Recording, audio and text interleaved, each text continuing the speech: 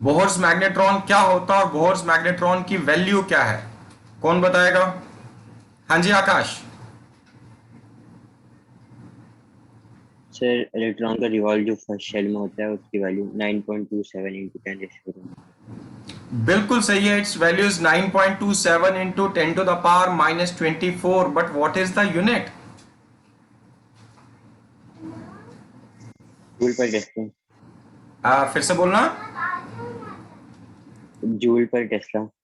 Very good. Either you can call it joule पर Tesla और ampere metre square. लेकिन आपने बेटा रेवोल्यूशन ऑफ इलेक्ट्रॉन तो बताया, लेकिन पूरा अच्छे से फिर भी नहीं बताया कि रेवोल्यूशन ऑफ इलेक्ट्रॉन की वजह से मतलब क्या चीज है बोहर्स मैग्नेट्रॉन, और किसी भी ऑर्बिट में इलेक्ट्रॉन रिवॉल्व कर रहा हो या किसी पर्टिकुलर ऑर्बिट में। सर फर्स्ट ऑर्बिट में। गुड। हाँ अनन्या महाजन, आप बताइए बेटा, same question.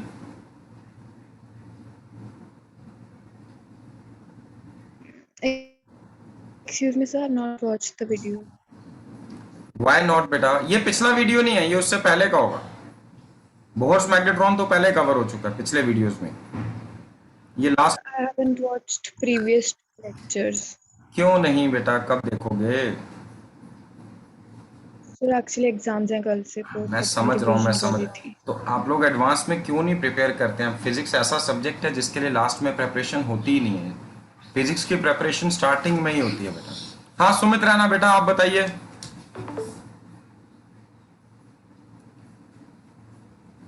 Sir question repeat कर दो एक बार। What is Bohr's magnetron?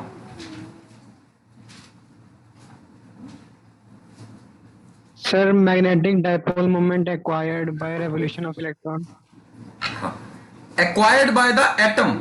Magnetic dipole moment acquired by the atom due to revolution of an electron in its first orbit.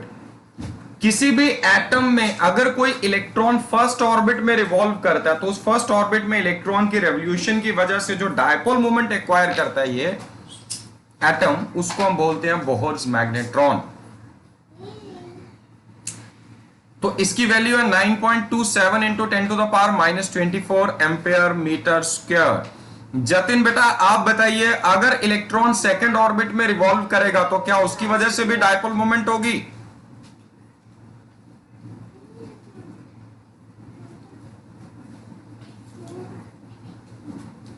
हाँ जी आकाश, आप बताइए।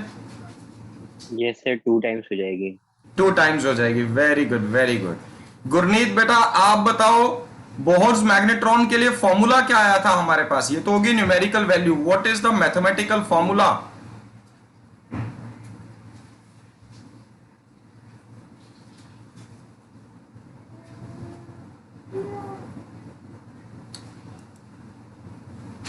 Gurneet. So EH by 4 pi m. Very good, very good. E H upon 4 pi M. और अगर nth orbit में होगा तो n से multiply कर देंगे। अगर फर्स्ट ऑर्बिट में होगा तो n की वैल्यू 1 होगी, तभी हम इसको क्या बोलेंगे? Bohr's magnetron. चलिए मनदीप बेटा अब आप बताइए मुझे, what is Meissner's effect?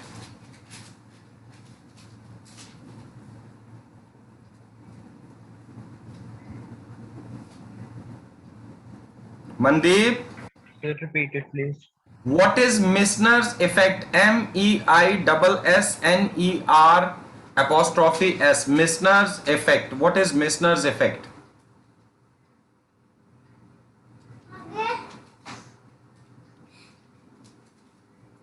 Raghav आप बताइए।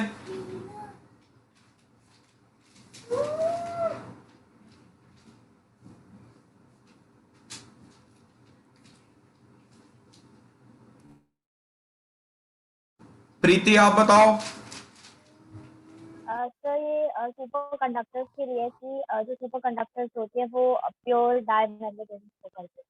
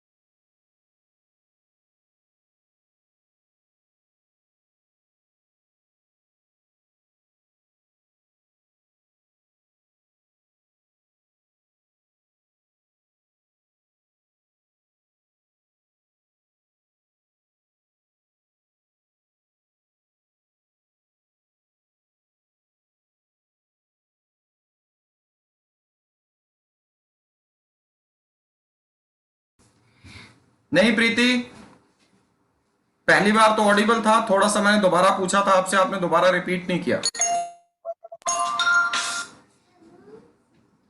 Sir am I audible now? Yes yes.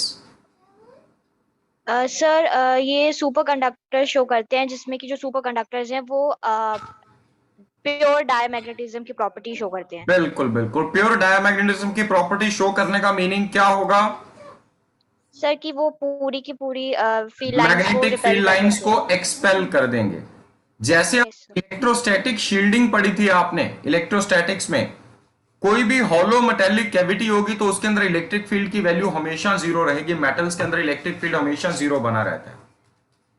वैसे ही अगर आपको मैग्नेटिक फील्ड से किसी स्पेस को शील्ड करना हो तो आपके पास एक ही तरीका है, आप कोई सुपर कंडक्टिंग मटेरियल लीजिए। Super conducting materials completely expel कर देते हैं मैग्नेटिक फील्ड लाइंस को। Okay, next Jatin. Jatin, unmute yourself and switch on your camera. Jatin, what is Curie's law?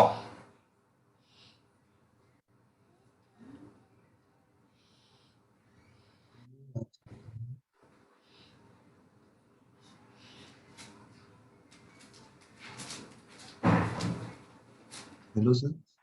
What is Curie's law? पिछले वीडियो में था, पैरामैग्नेटिज्म में।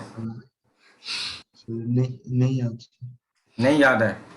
Okay, Mandeep बेटा आप बताओ जरा। पिछले वाला वीडियो नहीं देखा। क्यों नहीं देखा बेटा? देखना चाहिए ना टाइम पे, फिर क्या करते हो? अगली क्लास में मैं टेस्ट कंडक्ट करने जा रहा हूं एक, so be properly prepared. NCERT exercise भी कंप्लीट कीजिए, एग्जाम्पलर भी कंप्लीट करो, जो डाउट्स है बेटा सेंड करो। कोई ऐसा डाउट आप में से किसी स्टूडेंट का जो अनआंसर्ड हो? आदित्य आप बताइए, क्यूरीज लॉ। सर हमारा intensity of magnetization is directly proportional to the magnetic field induction. और नहीं, अभी पूरा Curie's. Sir inversely proportional to the temperature. यहां से क्यूरीज लॉ हमने डिराइव किया था, यही लॉजिक्स यूज करते हुए हमने क्यूरीज लॉ डिराइव किया था, लेकिन क्यूरीज लॉ है क्या ये पूछ रहा हूं।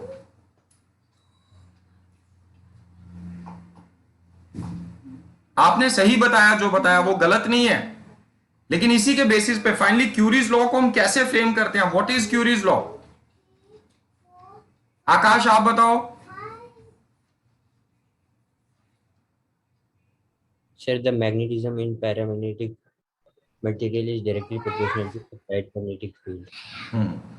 मैग्नेटाइजेशन तो सही है बेटा, मैग्नेटाइजेशन कहो या मैग्नेटिक फील्ड इंडक्शन कहो, या इंटेंसिटी ऑफ मैग्नेटाइजेशन कहो या मैग्नेटाइजेशन कहो, वो directly proportional to magnetic field applied होगा, या ऐसा कहिए magnetic field, magnetising field intensity, और inversely proportional to absolute temperature होगा। इसी के बेसिस पे हमने क्यूरीज लॉ डिराइव किया था।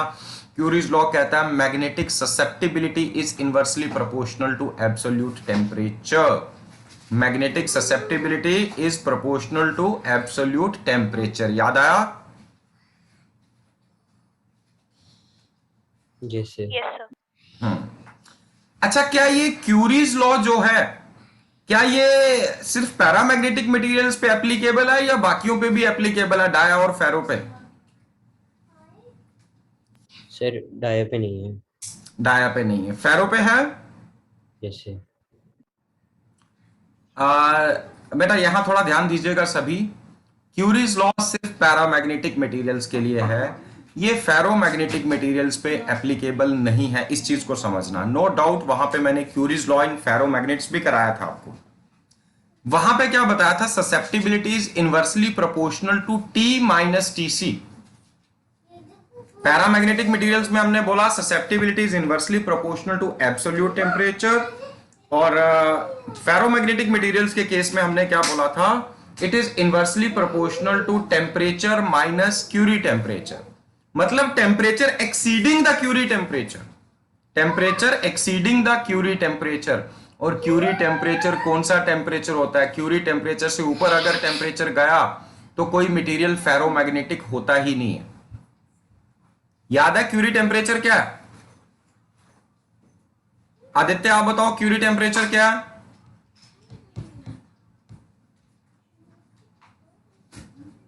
गुरनीत आप बताइए।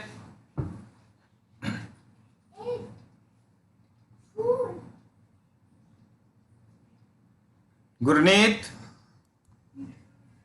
Gurneet what is Yes, sir. What is Curie temperature? Sir, temperature above a Temperature above which a ferromagnetic material converts to paramagnetic. yes, paramagnetic. Good. हाँ प्रीति आप बताइए, ये क्यूरी टेम्परेचर के ऊपर जाने पे ऐसा क्या होता है इस मटेरियल के अंदर कि ये फेरोमैग्नेटिक से कन्वर्ट होकर पैरामैग्नेटिक बन जाता है?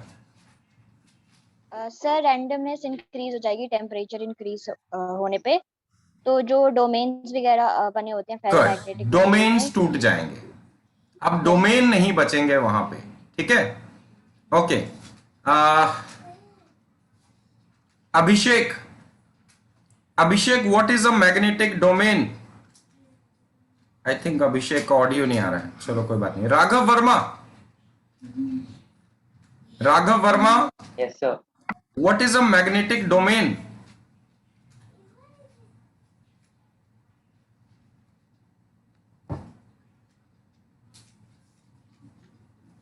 सर वो रीजन जहाँ पे मैग्नेटाइजेशन जो वो रीजन जहां पे मैग्नेटिक फील्ड्स की डायरेक्शन यूनिफॉर्म होती है।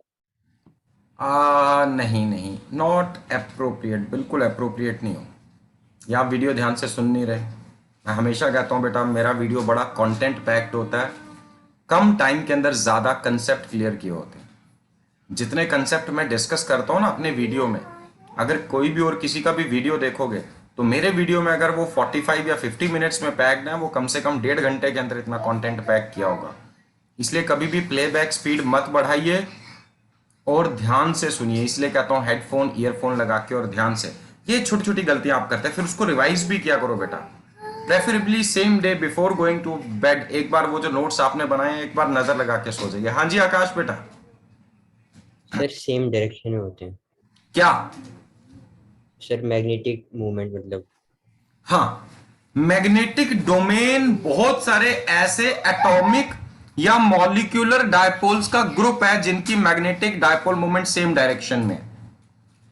हर एक एटम मैग्नेटिक डायपोल है, लेकिन बहुत सारे एटम मिलके एक डायरेक्शन में जिनकी डायपोल मोमेंट अलाइन हो चुकी है उसको हम बोलते हैं that is called a magnetic domain. Is it clear to all? किसी को कोई डाउट? No sir. हम बात कर रहे थे फेरोमैग्नेटिक मटेरियल में क्यूरीज लॉ मैंने पढ़ाया था। Susceptibility is inversely proportional to T minus TC। T minus TC मतलब temperature exceeding the Curie temperature. और जब आप क्यूरी टेम्परेचर को पार कर गए तो मटेरियल फेरोमैग्नेटिक थोड़ी रहेगा, वो तो पैरामैग्नेटिक हो चुका होगा। सो जब तक वो फेरोमैग्नेटिक है तब तक इस पे क्यूरी लॉ एप्लीकेबल नहीं है। जब वो पैरामैग्नेटिक में कन्वर्ट हो जाता है तब क्यूरीज लॉ इस पे एप्लीकेबल है। ओके, और कोई डाउट बेटा? अब आप लोग बताइए, आपका कोई doubt?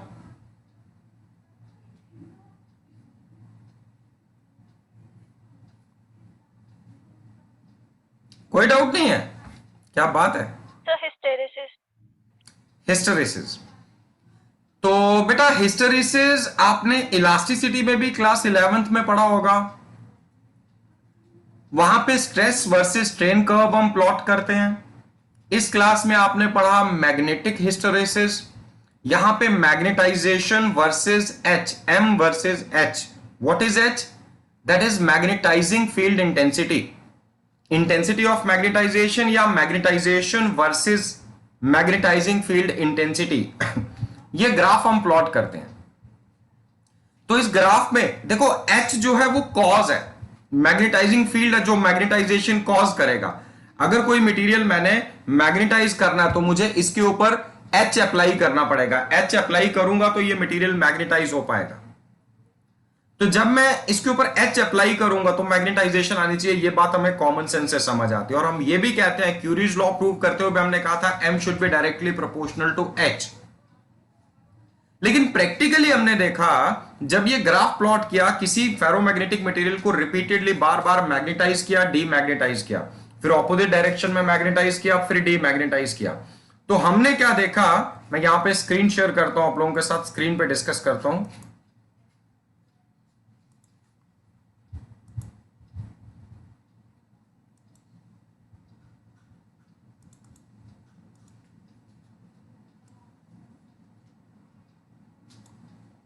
So what did we observe? Initially किसी भी मटेरियल को जब आप मैग्नेटाइज करना शुरू करते हैं, यहां पे एक्स एक्सिस पे प्लॉट कर रहे हैं H मैग्नेटाइजिंग फील्ड इंटेंसिटी, और वाई एक्सिस पे प्लॉट कर रहे हैं M, दैट इज मैग्नेटाइजेशन और इंटेंसिटी ऑफ मैग्नेटाइजेशन। शुरुआत में हमने देखा जैसे ही हम H अप्लाई करते हैं तो मैग्नेटाइजेशन बड़ी तेजी से बढ़ती है, इस ग्राफ की स्लोप बहुत ज्यादा है, फिर धीरे धीरे इसकी स्लोप कम होना शुरू हो जाती है, एक स्टेज आती है कि ऑलमोस्ट हॉरिजॉन्टल हो जाता है। मतलब अब आप कितना भी H बढ़ा लो, इसके बियॉन्ड मैग्नेटाइजेशन को आप नहीं बढ़ा सकते। इसको हम बोलते हैं, यहां पे ये सैचुरेटेड मैग्नेटाइजेशन आ चुकी है। डोमेन्स जितना अलाइन हो सकते थे अलाइन हो चुके हैं सभी एक डायरेक्शन में।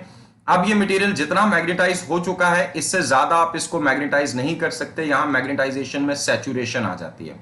शुरुआत में स्लोप ज्यादा है ग्राफ की, धीरे धीरे स्लोप कम होती गई। मतलब शुरुआत में आप कम H बढ़ाते हैं, M ज्यादा बढ़ता है। धीरे धीरे एक स्टेज आती है कि अब आप H ज्यादा बढ़ा रहे हैं, M कम बढ़ रहा है। लेकिन फिर एक स्टेज आ जाती है कि ये ग्राफ ऑलमोस्ट हॉरिजॉन्टल हो जाता है। अगर आप इसके आगे बढ़ेंगे तो ये ग्राफ ऐसे चलेगा। आप H बढ़ाते जाएं तो ऐसा नहीं है कि इनडेफिनेटली M बढ़ता जाएगा, तो मैग्नेटाइजेशन इस लिमिट के बियॉन्ड नहीं बढ़ पाएगी। अब सपोज आपने डिसाइड किया कि आप H को कम करते हैं, तो उम्मीद थी कि M भी कम होगा और ये वापस सेम पाथ के लॉन्ग ये ग्राफ वापस आया। लेकिन हमने प्रैक्टिकली क्या देखा, हमने H कम करना शुरू किया तो ये ग्राफ वापस आना शुरू हुआ, लेकिन ये इस पाथ के लॉन्ग आना शुरू हुआ। मतलब H को कम करते करते यहां पर लाते हो हमने H को जीरो कर दिया, लेकिन मैग्नेटाइजेशन जीरो नहीं हुई। हमने H पूरी तरह से एलिमिनेट कर दिया, लेकिन मैग्नेटाइजेशन अभी भी जीरो नहीं हुई। अभी भी क्रिस्टल के अंदर थोड़ी सी मैग्नेटाइजेशन बाकी है। ये आपको याद है ना H कैसे अप्लाई किया जाता है? एक सोलेनॉइड के केस में H की जो वैल्यू होती है वो होती है N into I. N is number of turns per meter और I is the current flowing. अगर आप करंट बढ़ा दोगे इस सोलेनॉइड में से तो H बढ़ जाएगा, अगर करंट कम कर दोगे तो H कम हो जाएगा। इसी सोलेनॉइड के अंदर ये फेरोमैग्नेटिक मटेरियल रखा हमने, जिसकी मैग्नेटाइजेशन को हम मेजर कर रहे हैं। तो हमने क्या देखा, करंट बढ़ाते गए, H बढ़ाते गए, मैग्नेटाइजेशन बढ़ते बढ़ते सैचुरेट हुई। अब हमने कहा इसको डीमैग्नेटाइज करते हैं वापस। अब हमने करंट को कम करना शुरू किया, H कम होना शुरू हुआ, लेकिन मैग्नेटाइजेशन कम तो हुई, लेकिन ग्राफ सेम पाथ के लॉन्ग वापस नहीं आया, इस पाथ के लॉन्ग वापस आया। एंड लेटर से इस पॉइंट A पे आके इसने मैग्नेटाइजेशन वाले एक्सिस को टच किया। मतलब यहां पर H की वैल्यू हम जीरो कर चुके हैं, लेकिन मैग्नेटाइजेशन जीरो नहीं हुई। क्रिस्टल के अंदर थोड़ी मैग्नेटाइजेशन बाकी है। मान लो हमने डिसाइड किया नहीं जी, इसको रिड्यूस करके अब हम बिल्कुल जीरो कर देंगे। तो अगर हमने डिसाइड किया इसको हम रिड्यूस करके जीरो करेंगे, तो क्या होगा कि हमने ऑपोजिट डायरेक्शन में इसको मैग्नेटाइज, H की वैल्यू हमने ऑपोजिट डायरेक्शन में मैग्नेटाइजिंग फील्ड अप्लाई किया, H की डायरेक्शन बदल दी। H की डायरेक्शन बदलने के लिए आपको क्या करना होगा, सोलेनॉइड में करंट की डायरेक्शन को रिवर्स करना होगा। तो जैसे ही आपने डायरेक्शन बदली, अब आपने नेगेटिव डायरेक्शन में H अप्लाई करना शुरू किया, तो आपने देखा जल्दी ही ये रेजिडुअल मैग्नेटाइजेशन जो थी, बची हुई मैग्नेटाइजेशन, इसकी वैल्यू जीरो हो गई। तो आपने इतना नेगेटिव H दिया जहां पे जाकर ये मैग्नेटाइजेशन जीरो हो गई। ये जो पॉइंट A था, दिस कॉरस्पॉन्ड्स टू रिटेंटिविटी। इसको हम बोलते हैं रिटेंटिविटी या फिर रेमिनेंस भी कह सकते हैं। Either you call it retentivity और you call it remanence. Retentivity और remanence refers to residual magnetisation, जो बची हुई मैग्नेटाइजेशन है। H आपने जीरो कर दिया एक बार मैग्नेटाइज करने के बाद, फिर भी बची हुई मैग्नेटाइजेशन जो उसको हम बोलते हैं रिटेंटिविटी। लेकिन अब हमने सोचा इसको पूरी तरह से वापस जीरो पे लाते हैं। तो वापस जीरो पे लाने के लिए हमने नेगेटिव डायरेक्शन में H अप्लाई किया। तो कितनी नेगेटिव वैल्यू ऑफ H हम अप्लाई करें कि रेजिडुअल मैग्नेटाइजेशन जो है वो जीरो हो जाए, उसको हम बोलते हैं कोएर्सिविटी। कॉमन सेंस की बात है, अगर रिटेंटिविटी हाई होगी, अगर ज्यादा रिटेन करके रखी है उसने मैग्नेटाइजेशन, तो आपको ज्यादा नेगेटिव एच अप्लाई करना पड़ेगा। मतलब रिटेंटिविटी ज्यादा होगी तो कोएर्सिविटी भी ज्यादा होगी। अब आप नेगेटिव डायरेक्शन में एच को बढ़ाते गए तो आपने देखा मैग्नेटाइजेशन भी नेगेटिव डायरेक्शन में बढ़ती गई। ठीक उसी पैटर्न पे, जिस पैटर्न पे ये पॉजिटिव डायरेक्शन में बढ़ रही थी, ये इस तरह से बढ़ते बढ़ते बढ़ते बढ़ते बढ़ते पहले स्लोप ज्यादा थी, फिर जल्दी यहां पर भी आके ये सैचुरेट हो गई। ठीक है, तो अब आप कितना भी एच बढ़ा दोगे, अब ये नेगेटिव डायरेक्शन में सैचुरेट हो चुकी है, अब इसके बियॉन्ड नहीं ये मैग्नेटाइज हो सकता।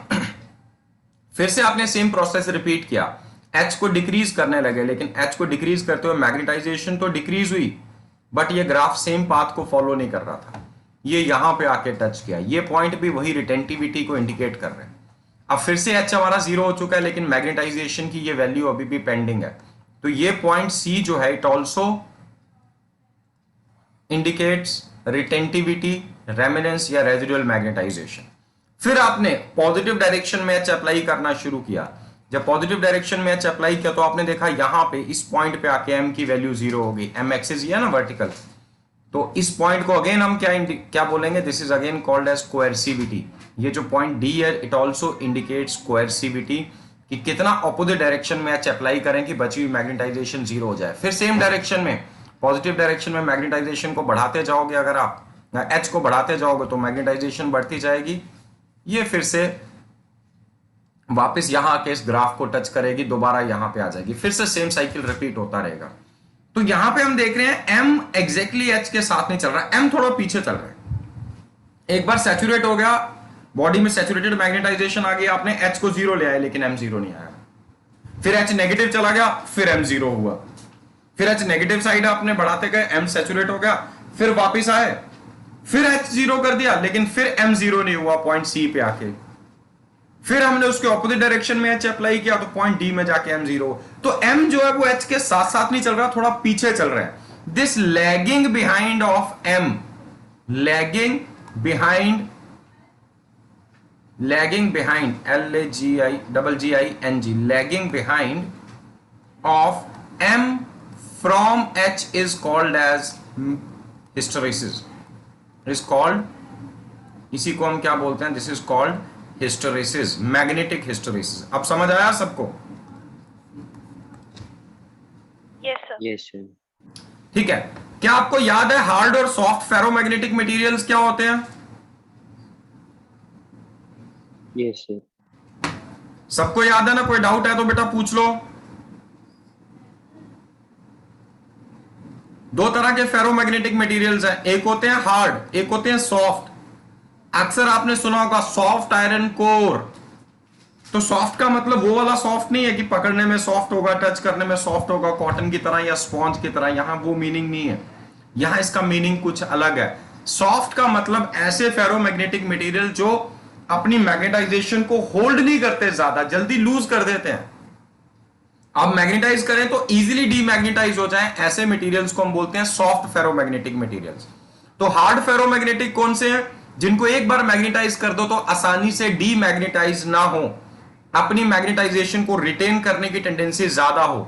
मतलब हार्ड में हाई रिटेंटिविटी होगी, और जब रिटेंटिविटी हाई होगी तो कोएर्सिविटी भी हाई होगी, हाई कोएर्सिविटी होगी। और जब हाई कोएर्सिविटी होगी, हाई रिटेंटिविटी होगी, तो ब्रॉड हिस्टेरेसिस लूप बनेगा। मैंने वहां वीडियो में बताया ब्रॉड हिस्टेरेसिस लूप किसके केस में बनता है और नैरो किसके केस में बनता है।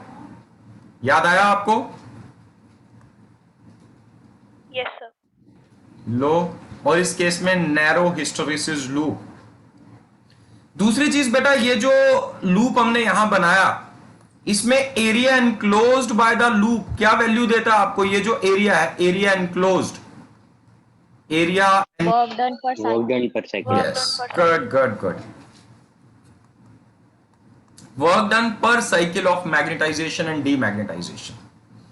अभी कुछ डिवाइसेस आप पढ़ चुके हैं, जैसे आपने पढ़ा था मूविंग कॉइल गैल्वेनोमीटर, वहां पे भी कॉइल के कोर में हम सॉफ्ट आयरन रखते हैं। किसी भी मोटर के कोर में आगे चल के डिवाइस पढ़ाऊंगा, जनरेटर, एसी जनरेटर, जनरेटर में भी एक कॉइल है, उसके कोर के अंदर हमने सॉफ्ट आयरन डाला हुआ है अपना। इसके बाद हम ट्रांसफॉर्मर पढ़ेंगे, वहां पर भी सॉफ्ट आयरन का कोर होता है। तो ये सॉफ्ट आयरन हम क्यों यूज करते हैं?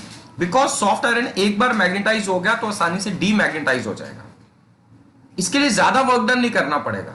नैरो लूप है ना सॉफ्ट में, नैरो लूप मतलब एरिया इनक्लोज्ड कम है, एरिया इनक्लोज्ड कम मतलब वर्क डन पर साइकिल कम है, वर्क डन पर साइकिल कम है तो हमारी एनर्जी कम वेस्ट होगी।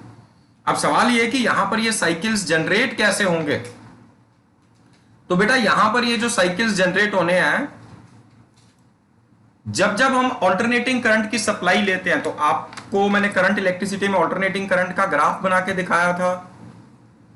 ये ग्राफ इस तरह से चलता है, कभी पॉजिटिव हाफ साइकिल, कभी नेगेटिव, फिर पॉजिटिव, फिर नेगेटिव, लगातार करंट बदल रहा है। जब लगातार करंट बदलेगा, कोई भी कॉइल अगर वहां पे रखी है तो कॉइल का H लगातार बदल रहा होगा। जब H लगातार, क्योंकि H क्या है, N इंटू आई, H बदलेगा तो उसके कोर में जो भी मटेरियल है उसकी मैग्नेटाइजेशन बदलेगी।